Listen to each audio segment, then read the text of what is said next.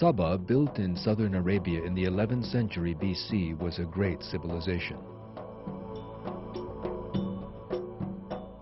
The Quran relates the story of the Queen of Saba and the Prophet Suleiman in considerable detail.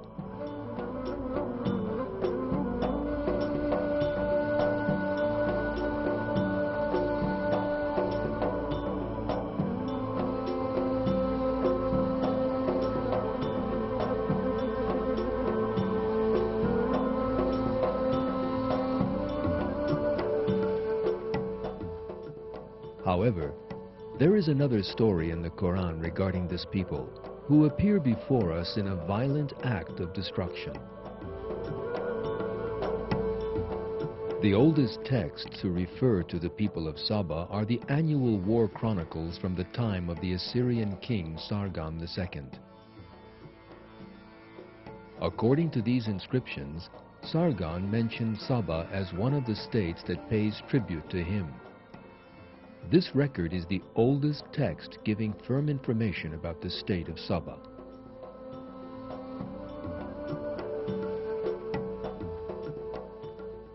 Ancient texts that speak of the people of Saba say that, like the Phoenicians, they were a state that engaged in wide commercial activities, and that some of the most important trade routes in northern Arabia were in their hands.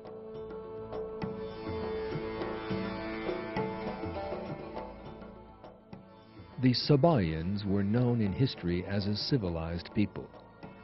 The inscriptions of the Sabaean rulers frequently speak of restoring, endowing, and building.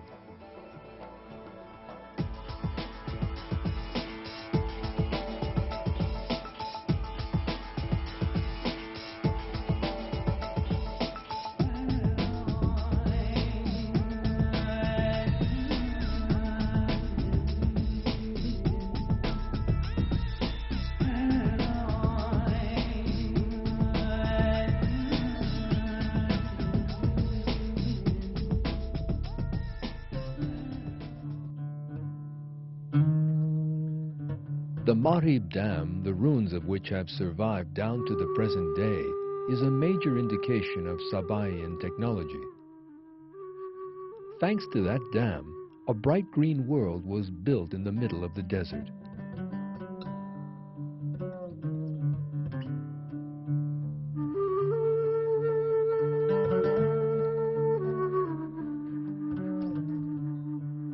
The capital that benefited from the dam was Marib, which had grown wealthy because of its many geographical advantages.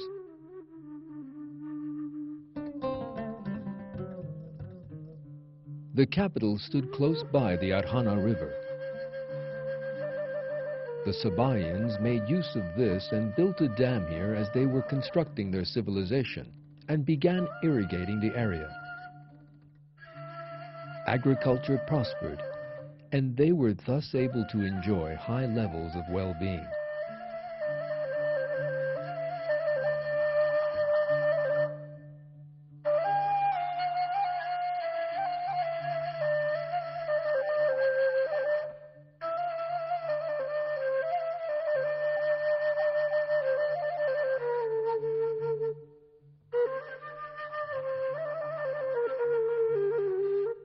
The capital, Marib, was one of the most beautiful cities of the time. The Greek writer Pliny, who traveled in the area and had great praise for this land, spoke in his works of the way it was all so verdant.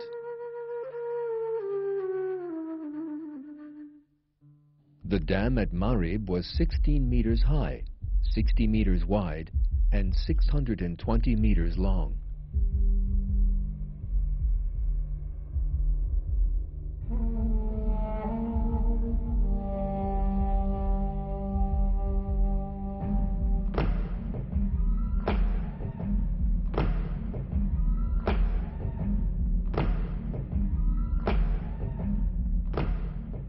Calculations have shown that the two wide plains on both sides of the city could be watered by means of it. These two plains are sometimes described on Sabaean inscriptions as Marib and the Twin Plains.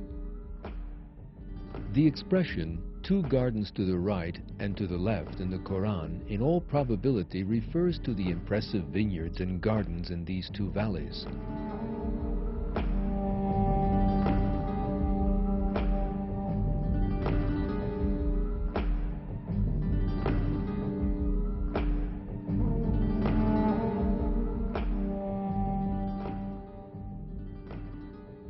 Thanks to the dam and its watering facilities, the region became famous as the best irrigated and most fertile in Yemen.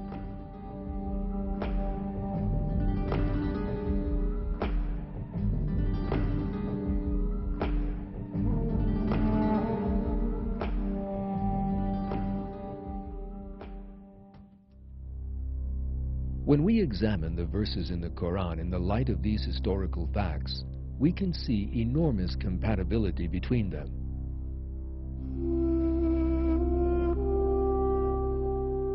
Archaeological discoveries and historical facts are totally compatible with what is written in the Quran. The people refused to heed the warnings of the Prophet who was sent to them and were ungrateful for the blessings of God, and were eventually punished with a terrible catastrophe.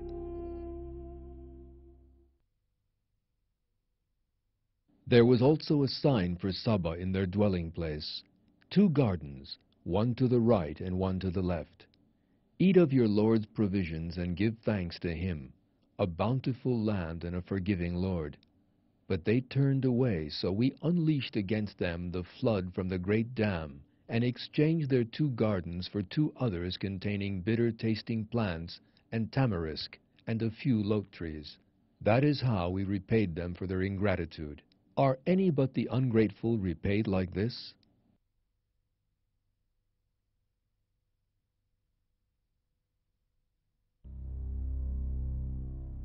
The people of Saba lived in a strikingly beautiful area with fertile vineyards and gardens. The country of Saba lay across trade routes and thus enjoyed a high level of prosperity, making it one of the most prominent cities of the age.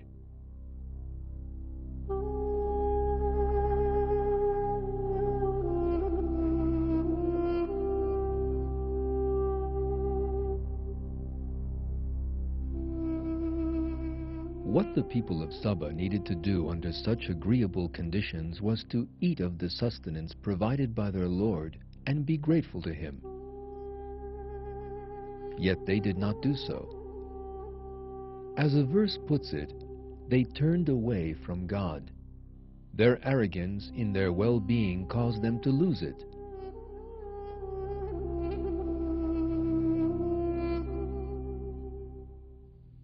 The whole country was flattened in a terrible flood.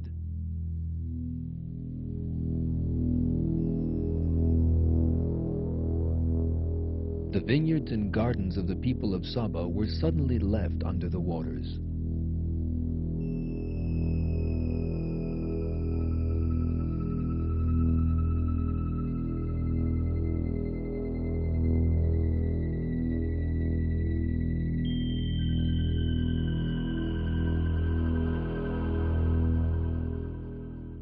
The punishment visited on the people of Saba is described in the Quran as the Sel al-Arim, or the Arim flood.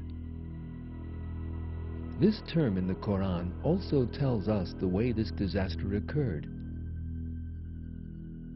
The word Arim means dam or dike.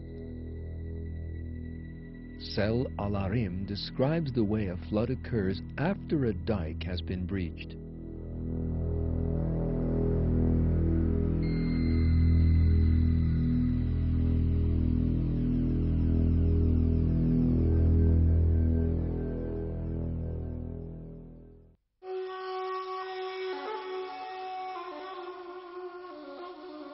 The Christian archaeologist Werner Keller agrees that the Arim flood came about in line with the description of the Quran. He writes, "For 1,500 years this garden of spices bloomed around Marib. That was until 542 BC. Then the dam burst. The importunate desert crept over the fertile lands and destroyed them. The people of Sheba, says the Quran, had beautiful gardens in which the most costly fruits ripened. But then the people turned their backs upon God. Wherefore he punished them by causing the dam to burst. Thereafter nothing but bitter fruit grew in the gardens of Sheba.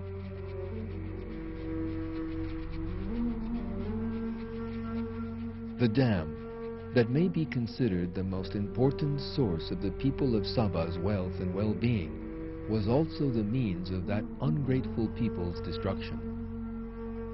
After the disaster of the Arim flood, the area turned into a desert, and as the agricultural fields disappeared, the people of Saba lost their most important source of revenue. The people of Saba, who ignored God's call to believe in Him and give thanks, were thus chastised. Following the terrible damage wreaked by the flood, the people of Saba began to fall apart. They abandoned their homes and migrated to northern Arabia, Mecca, and Syria.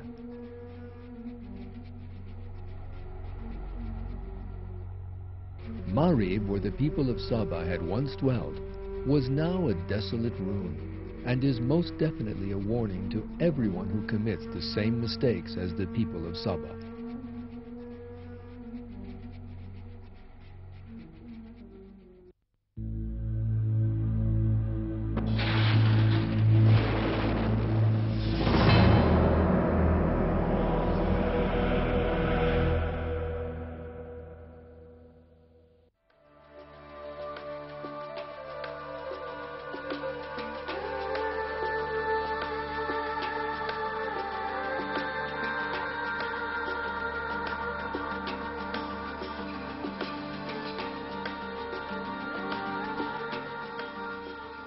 One of the most ancient civilizations in the world is that of Egypt. Their discovery of writing around the 3rd millennium BC, the use they made of the river Nile, and the way they defended themselves from attack all played a major role in allowing that civilization to advance.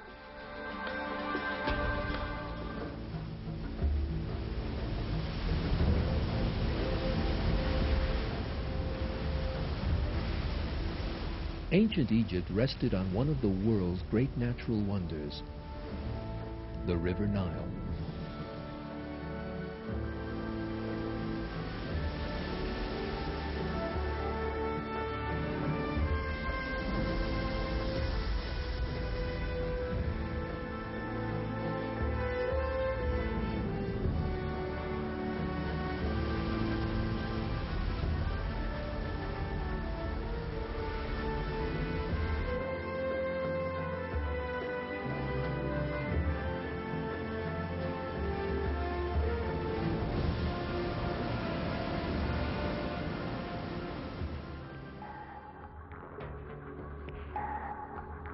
Thanks to the fertility of this river, which stretches from one end of the continent of Africa to the other, the Egyptians were able to engage in agriculture without having to depend on the rainy seasons. The historian Ernst Gombrich makes the following comments on the subject. Africa is hot. It does not rain for months. Many parts of the continent are therefore arid. Those regions are covered in desert. That is the case to the right and left of Egypt. It rains very infrequently in Egypt, but there is not that much need for rain, because the river Nile flows right through the middle of the country. Given its enormous strategic importance, he who controlled the Nile also controlled Egypt's most important source of trade and agriculture. In other words, its very life.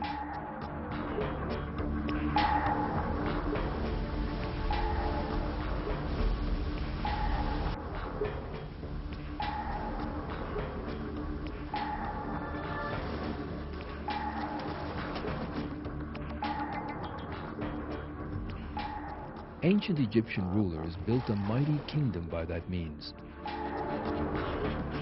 They would later come to be known as Pharaoh.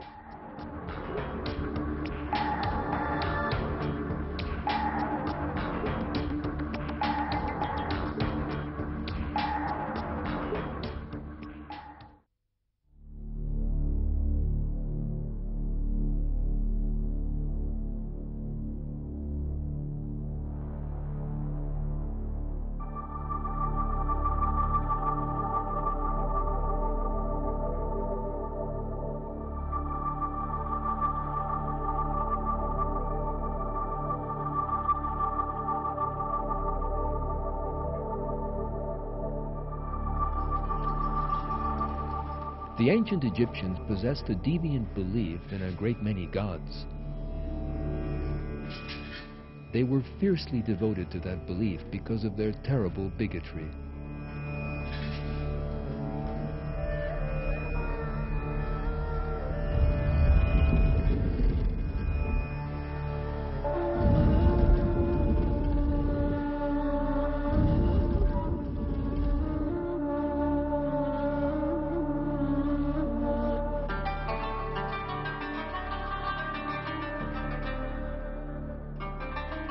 The people of ancient Egypt were greatly influenced by their natural environment. The country's physical geography protected it very well from external threats. Egypt was surrounded by deserts, mountainous lands, and seas on all sides. There were two routes for an attacker to enter the country, and it was a simple task for the Egyptian army to defend them.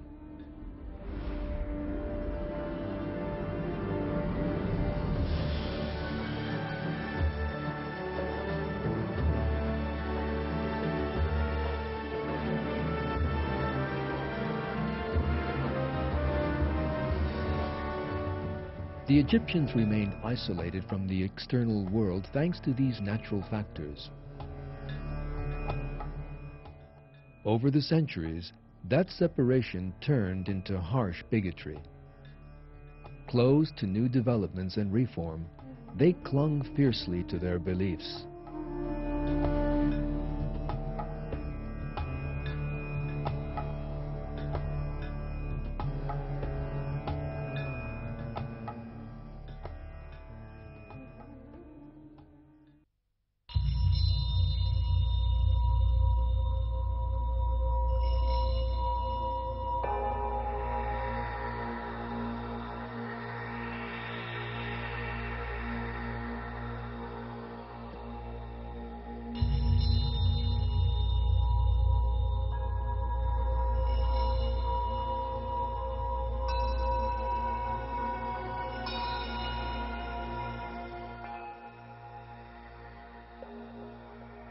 Life after death formed the most important component of Egyptian belief.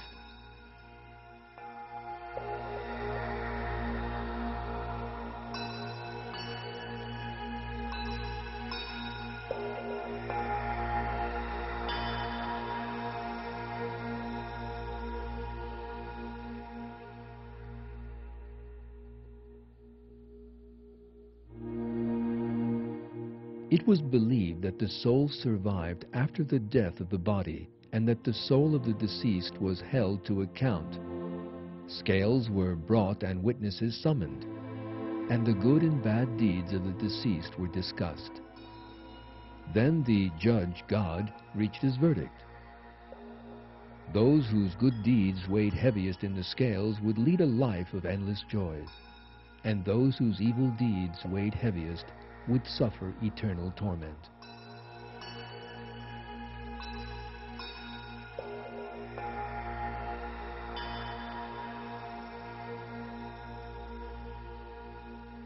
It is impossible not to see that the Egyptians' belief in the afterlife showed parallels with monotheistic belief and the true religion.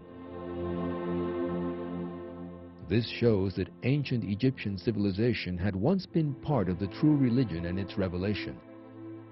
That religion was later corrupted, however, and belief in one God turned into belief in many.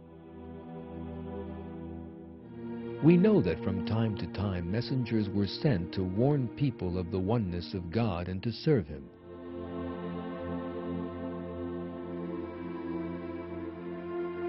One of these was the prophet Yusuf, whose life is set out in the Quran in some detail. The prophet Yusuf migrated to Egypt with the people of Israel and settled there. After his death, there began a period of enslavement of the children of Israel. That age would end with the sending of the prophet Musa as an ambassador and his leading the children of Israel out of Egypt.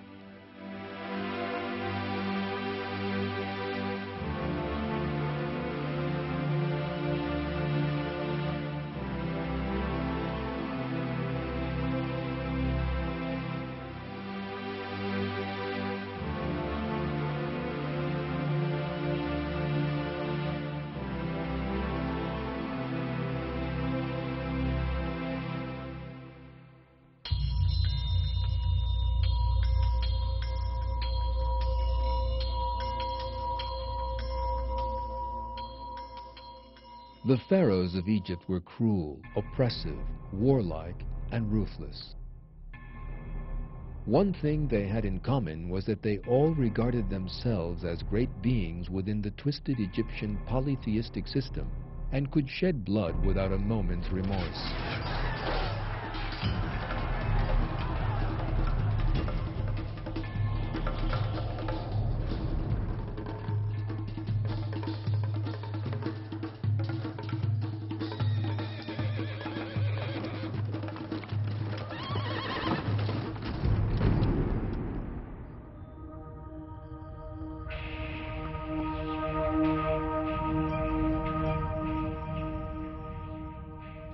However, one pharaoh in Egyptian history was different to the others.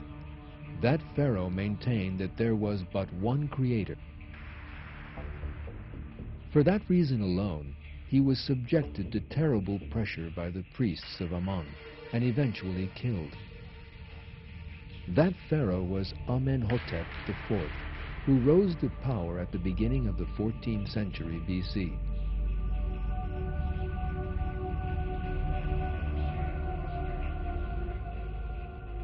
When Amenhotep assumed the throne in 1375 BC, he encountered a conservatism that had grown over the centuries and was subjected to great strife. The reason for that pressure was that he changed the polytheistic Egyptian religion, instilling a belief in one God in its place, and embarked on wide-ranging changes in all areas. However, the leaders in the capital, Thebes, fought Amenhotep. Those who supported him left the city and migrated to another region. Here, Amenhotep changed his name to Akhenaton, which meant the servant of Aton.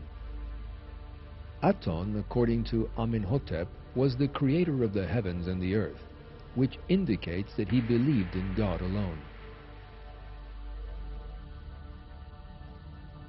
Other cruel pharaohs ascended the throne after Amenhotep. They set about spreading their traditional polytheistic religion once again, and did all in their power to return to the past. A century or so later, Ramses II came to the throne, who would enjoy the longest reign in the history of Egypt. According to a great many historians, it was Ramses who opposed the children of Israel and struggled against the prophet Musa.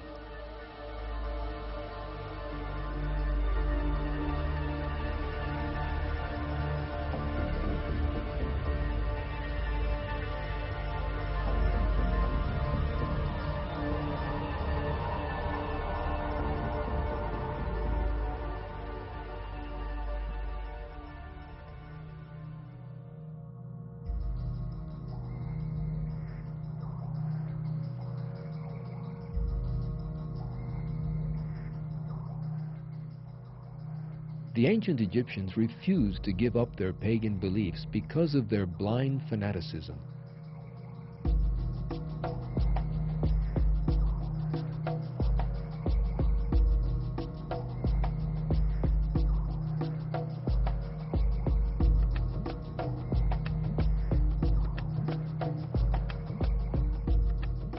Messengers had come to warn them to believe in one God, but the people of Pharaoh had always returned to their old beliefs.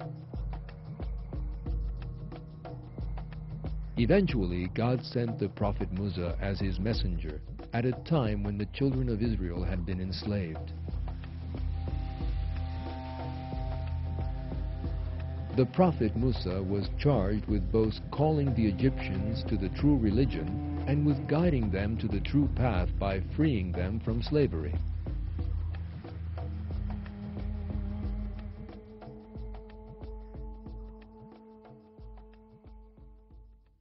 We recite to you with truth some news of Musa and Pharaoh for people who believe. Pharaoh exalted himself arrogantly in the land and divided its people into camps, oppressing one group of them by slaughtering their sons and letting their women live. he was one of the corruptors. We desired to show kindness to those who were oppressed in the land, and to make them leaders, and make them inheritors, and establish them firmly in the land, and to show Pharaoh and Haman and their troops the very thing that they were fearing from them.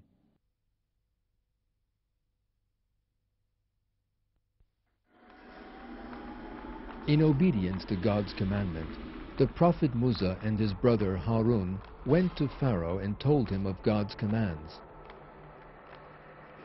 What they wanted was for Pharaoh to cease oppressing the children of Israel and set them free.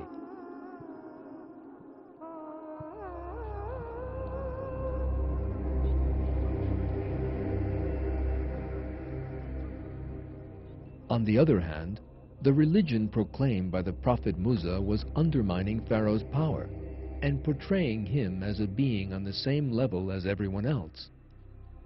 Furthermore, if he freed the children of Israel, he would lose some important manpower.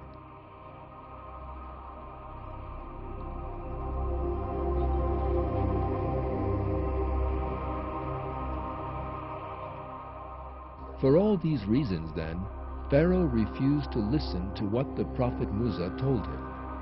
He accused the prophet and his brother Harun of trying to disturb the established order and portrayed them as criminals. Leading members of the people of Pharaoh also refused to obey the prophet Musa and Harun. They refused to abide by the religion that had been revealed to them. They had no intention of abandoning the religion of their ancestors. At that point, God visited a number of disasters on their heads.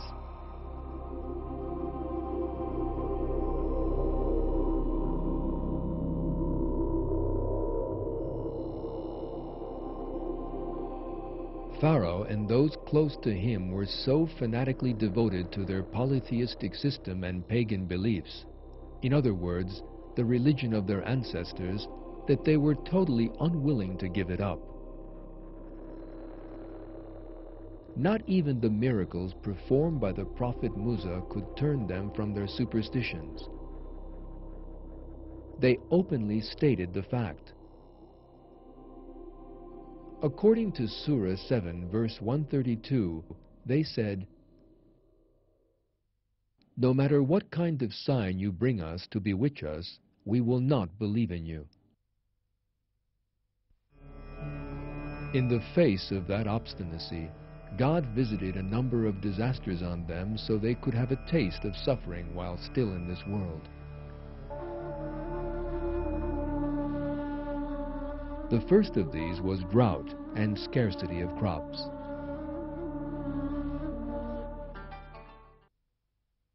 We seized Pharaoh's people with years of drought and scarcity of fruits, so that hopefully they would pay heed.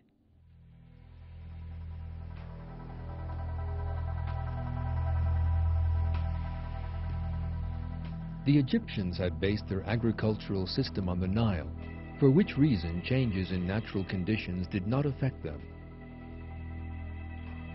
However, the arrogance of Pharaoh and his close circles towards God and their refusal to recognize his prophet led to a totally unexpected disaster being inflicted on them.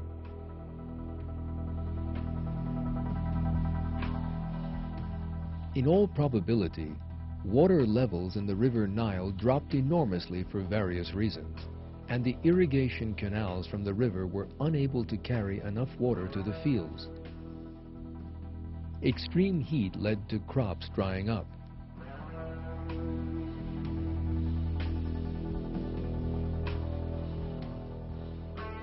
In this way, Pharaoh and his prominent followers encountered a disaster stemming from a most unexpected source, the river Nile itself.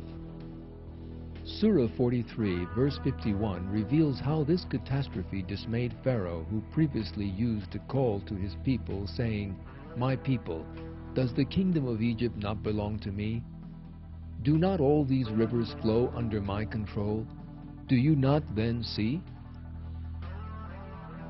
Yet that was not the end of their problems. In fact, it was only the beginning. A whole string of other disasters followed the drought and the failure of the crops. These consisted, as the Quran tells us, of floods, locusts, lice, frogs, and blood.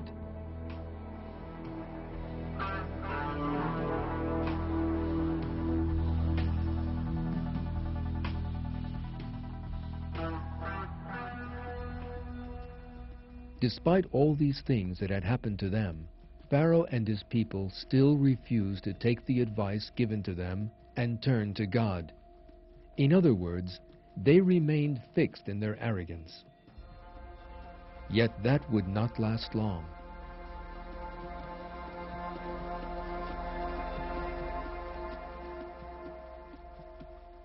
Since Pharaoh still refused to accept the might of God, despite everything that had happened, God told the prophet Musa to lead the children of Israel out of Egypt. They obeyed the prophet Musa and set out with him to leave Egypt.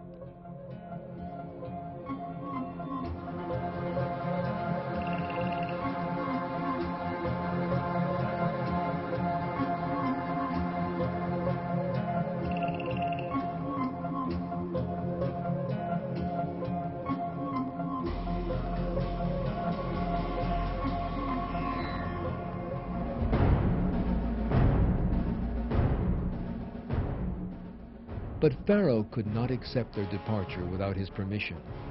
He therefore gathered his army together and set out to follow the children of Israel.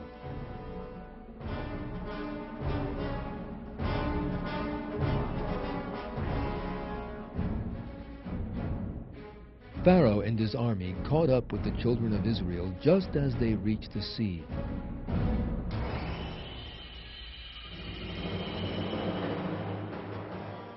When the children of Israel saw this, some of them began to rise up against the prophet Musa.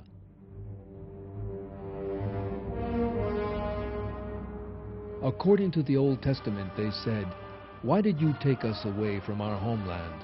There we were slaves, but we could lead our lives. Now we will die." The Quran describes that weakness of theirs in these words.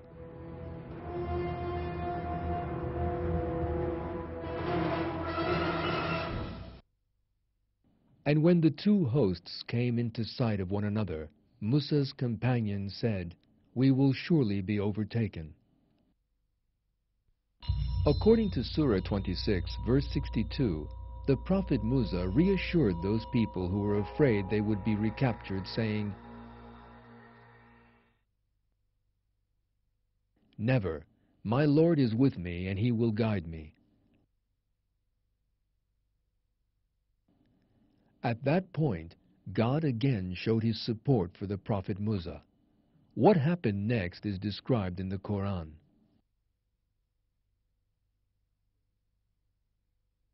So we revealed to Musa, "Strike the sea with your staff," and it split in two, each part like a towering cliff. And we brought the others right up to it. We rescued Musa and all those who were with him. Then we drowned the rest. There is certainly a sign in that, yet most of them do not believe. Truly your Lord is the Almighty, the most merciful. Quran 26, 63-68.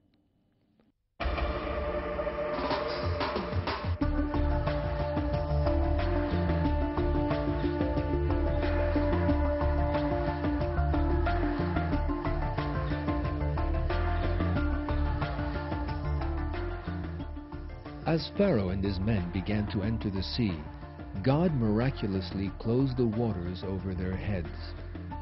The Quran states that as Pharaoh realized that he was about to die, he stated that he believed in God.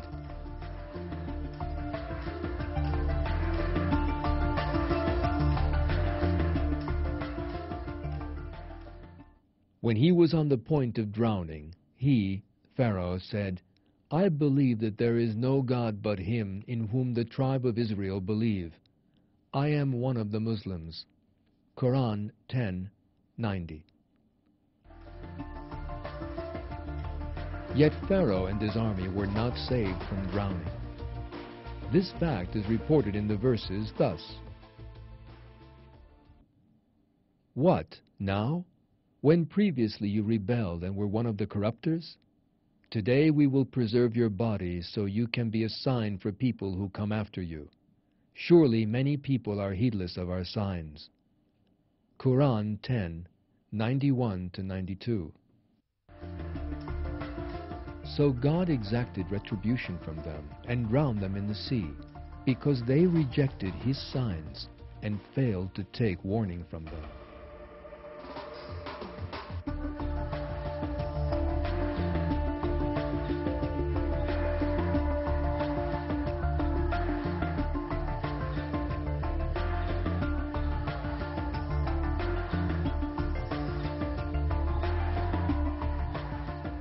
Following Pharaoh's violent death, the people of Israel set out for the land promised them by God.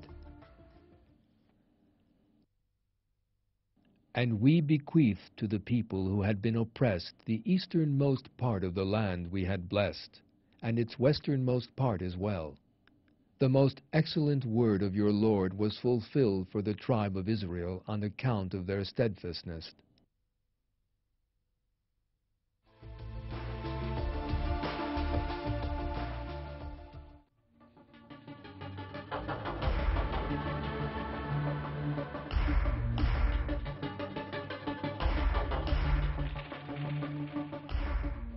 As we have seen, historical and archaeological discoveries regarding the peoples mentioned in the Quran reveal once more that the Quran is the Word of God.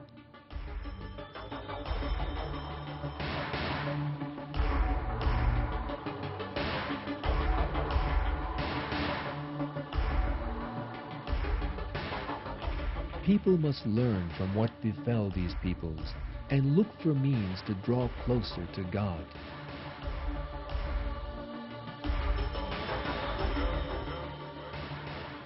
Only in that way can they hope to be successful in the hereafter.